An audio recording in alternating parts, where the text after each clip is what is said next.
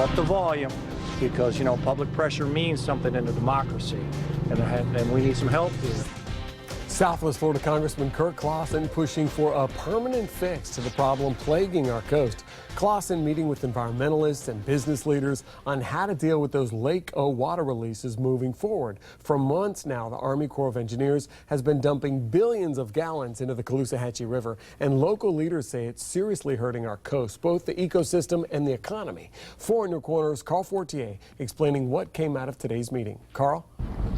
Well, conservation leaders say they're encouraged by their talk with Kurt Clawson and say they believe he's doing what he can to help solve the crisis of the water releases. But with the brown water having a disastrous effect on tourism and ecology in the Gulf, the fixes won't be easy.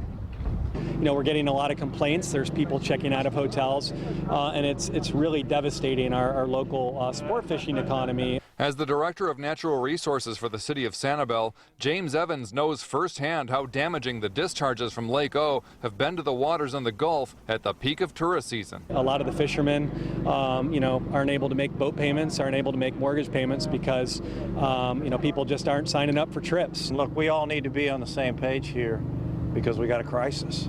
Evans liked what he heard in a meeting with Congressman Kurt Clawson, who has introduced 3 bills that could put an end to the water being released from Okeechobee. I say this year, for the first time, let's get a permanent solution, and let's get the political willpower from our folks, from our fishermen, from the people that live off this, so that we don't leave this problem for future years. He says public pressure is crucial to get the government to step up by spending money to improve the Hoover Dike, but more importantly, buying agricultural land from U.S. Sugar to move the water south into the Everglades. The state could also purchase the land, but Jennifer Hecker of the Conservancy of Southwest Florida says whoever buys it, it needs to happen soon. Oh, we're absolutely supportive of sending the water south. That's really the only permanent solution to stopping the discharges to the Caloosahatchee River and estuary.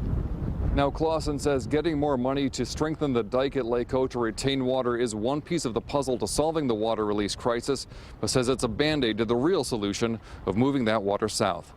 In Bonita Springs, Carl Fortier, Fox 4, in your corner. All right, thank you so much, Carl. We want to hear from you. What do you think about what Congressman Clawson has said? Do you believe he's doing enough to actually help solve the problems when it comes to the Lake O releases? 239-206-FOX4 or email news@fox4now. Now,